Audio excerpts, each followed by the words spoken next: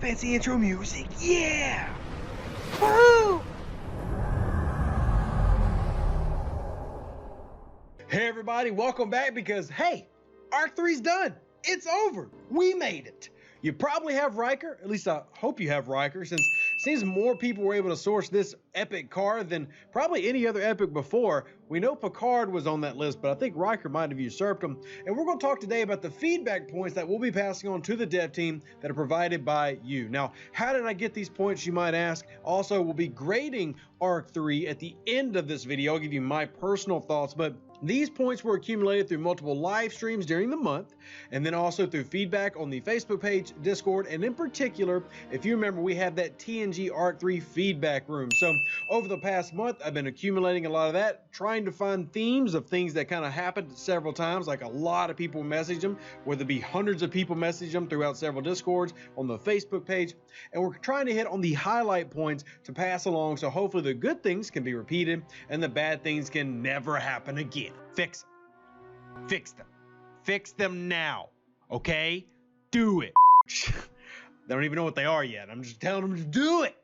And you know what? We'll see how the feedback goes, but let's start with our points. Now, what I want to do is actually go through all the negatives first, and then we'll go into the positives. No, let's start with the good first, because I'm going to be wrapping it up at the end, and let's start with the pros. Starting with the Meridian itself. Now, not everybody's going to agree with these points, and that's completely fine. But on the screen, you'll see the pros for what we're going to discuss tonight, or this morning, or whenever you're watching this video, which could be at any given time. The Meridian as both a sourcing, which is completely free to play to source. You don't have to spend a dime to get it. And then as a mechanic for the iso-resin. Now the iso-resin was really nice because if you did not get the Meridian, you still had access to get the iso-resin for all the events that happened that week, that first week that came out. They sourced that by the away team's missions. Now, if you remember, and you should have already done as many of them as you can because they are expiring, going away forever, because now you have a Meridian, it's in your refinery, but you were able to go and get these iso-resins for a relatively easy task, 4 different events, some of them a little bit harder than the others, but I was able to do it and accumulate, I think, close to 1,000 or more than that. I haven't honestly tracked. It's quite a bit, and I haven't really spent any yet except for the events that went on. So overall, the sourcing of that was fantastic. It was nice to be able to get a free-to-play sourcing, yet still provide that pay method if people wanted to get it first, get in there, and start celebrating their new mining mechanic. Even for a mining mechanic, I was happy with it. It's an active miner, and yes, the protected cargo is low. That said, it's something that we see really cheap to repair early on. Now, when you get to the 4-star stuff, that price really starts jacking up. But then they provided a way for you to grind it out for free through the battle pass, and then also for you to complete the events. You didn't miss an event based on the Meridian except for the build the Meridian event. Everything else was accessible, and most people like that. The missions, the actual story of the game, surprisingly, now I'm not huge on missions, but even DJ, if you haven't checked out the Talking Trek podcast, make sure you do that. But they talked about it, and DJ talked about the missions were some of the best that they had and enjoyed in recent memory. I'm not huge on the missions. I do them, but I don't really pay a ton of attention to them. That's more DJ's thing. Maybe I should get back into the bad voice acting episodes that we've done before that many of you enjoyed. But anyway, simply put, the missions were definitely well received by most players who enjoy the lore and the aspect of Star Trek Fleet Command. I think that's a positive. Next up was the Riker sourcing, which might have been probably my favorite way of sourcing ever. I love the events. The fact that they had a paired event to go with leaderboards. No matter what, you should have easily gotten 30 Riker shards just from those paired events. Then you should have gotten a handful from the mini Riker store, and then you should have got another handful. If you were lazily going through this month, you should have ended up accidentally falling into about 50 Rikers without even trying. Like, just complete the events and that's it. Don't even try for a leaderboard. You would have gotten over half a Riker just chilling.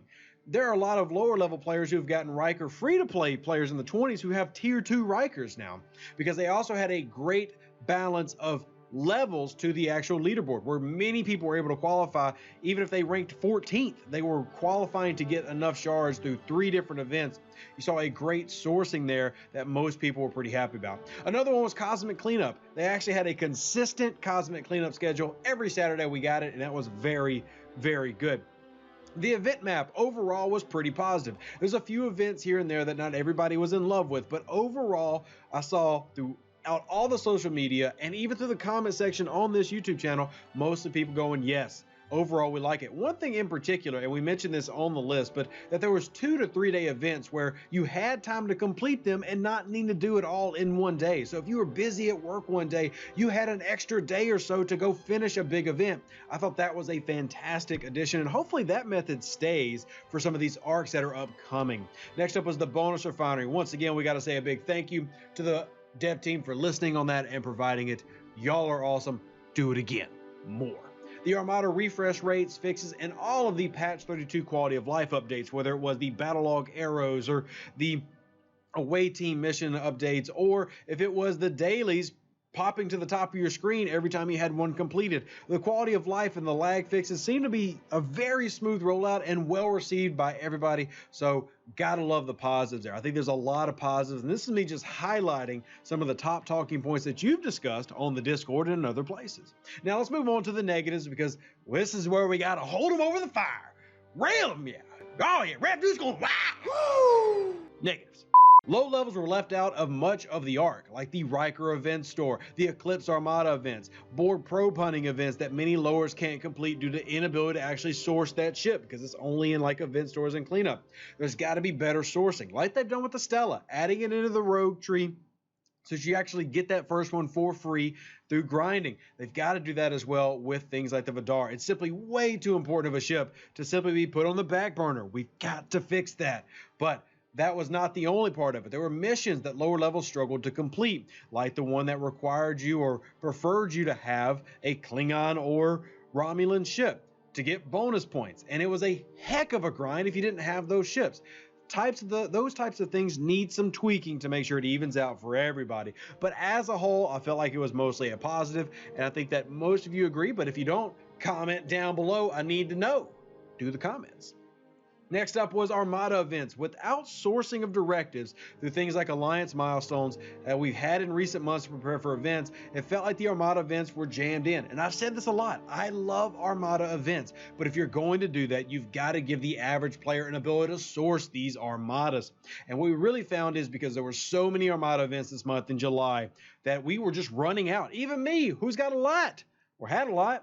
And even on my other accounts, I was really starting to run dry. And even though it's a group effort and you have everybody else share the cost, it's still not easy to just go launching Armadas. You got to have a way to source them. A couple months ago, the game gave away hundreds of rares through Alliance milestones or milestone events. That way you could prepare for some of the upcoming events. We got to do that again if we're going to have all these Armadas in a month. I don't mind that. I actually love Armada events, but you got to give the players the ability to do them, or else you just kind of sit there stuck going blah. Next up was Faction Hunt being ticketed. I think the biggest stickler there was understanding how it worked. Basically, they took Faction Hunt and split it into 3. So if you for free did Faction Hunt, you got the same amount of Faction Hunt as you always did, but this wasn't really explained well or at all. And then what they did is they ran it 3 times so that technically you could get 2 other Faction Hunts if you had saved up tickets. A lot of you, like me, save tickets for events that you don't feel pay out very well. I know I do. I had almost 300 tickets right now. And one of those Faction Hunt events, I dropped 30 tickets because it was worth it to me. Faction Hunt has value. And I think the communication still something that needs to be worked on. They would explain that idea because not everybody watches this channel. Not everybody catches every video that I make, even if you do watch the channel. Hey, bro, come on now, dog. Come on, man. Maybe you didn't know that their plan was to actually give out more Faction Hunt, but do it in a way that split it out so that you were getting an event that you valued. But because it was split out into 3 and never really worded and everybody was not able to really prepare for it, you just kind of felt clustered and, oh gosh, what about that? And that was the problem. So when you take that element away and provide more communication on what your idea is, I think people will be a little bit more accepting of it. Now, some people just hated it completely, and that's fine. If you hated Faction Hunt with the ticket system completely, let them know in the comments below. Next up would be no sourcing for rare officers, and this was a big one for me. Beverly, Wesley, where are you? Especially Beverly. One of the most important officers was Synergy, and one of the only officers in this big next generation group that we actually love universally wasn't around. That was a problem. I feel like Riker sourcing was great, love that, but you got to have people the ability to get Beverly. Mine's only tier 1, need to up her. Help me out here. And then finally, this was mostly a level 39 plus, but don't worry, we need to complain about something. Less Parabellum and ISS Jelly Bras. Only 2 Parabellums and only 1 Jelly Bra. Simply disappointing, because we actually had a lot in previous months, and it felt like we were really trying to get that economy going, trying to get everybody ready for 40 plus, and then you're like, ho, slow down. I'm gonna need you to return back to the way of providing more of those, because they're really helping a lot of us prepare for the 40s, which we know you want us to go into the 40s anyway. You want us to be able to grow so the game can expand and get new stuff and new higher levels. Well, to do that, provide more of those events. But those were the main negatives that I was able to gather from various social media points, and if you have more, you know what to do. Finally, I'm gonna grade it. Everything, I'm gonna give this thing an A. I really do like this event, this Arc 3. I feel like it focused on the average player, where it improved the economy, it added better researches, it added ways to obtain things in terms of quality of life fixes, and then also the Meridian when it comes to ISO mining and all that. I feel like it was a really good addition. Riker was fantastic for mid-tier players and even lower level players. Game changer, becoming an immediate upgrade to most people's Armada crews. And since most people were able to get that for either free or get most of them for free, the sourcing was awesome. I feel like the officer, even though it was limited, is an A. Missions, A, even though I don't really do them, taking your word for it, A on that. Events, B plus to an A minus. Yes, some things need to be tweaking, but overall was very happy with it. And then the main feature, as DJ likes to say, being the Meridian, I give it an A. I really don't have too many problems. There are some specific things I dislike, but overall I liked this arc and I felt like it helped the majority of players. But as always, I want you to live long and prosper. That's what this means. I want you to give me your thoughts on feedback down and below with the comments. And then last but not least, like the video. It looks like that. Hit the subscribe button if you haven't already. And if you have any questions or need any help with the game, I'm here to help you out. Y'all are amazing. We'll catch you on the next one. Lots of exciting stuff coming. And deuces. That's me. Oh, and by the way, sorry for talking too fast for some of y'all. I'm really trying to slow it down. I promise. An even better outro than the intro. Yeah!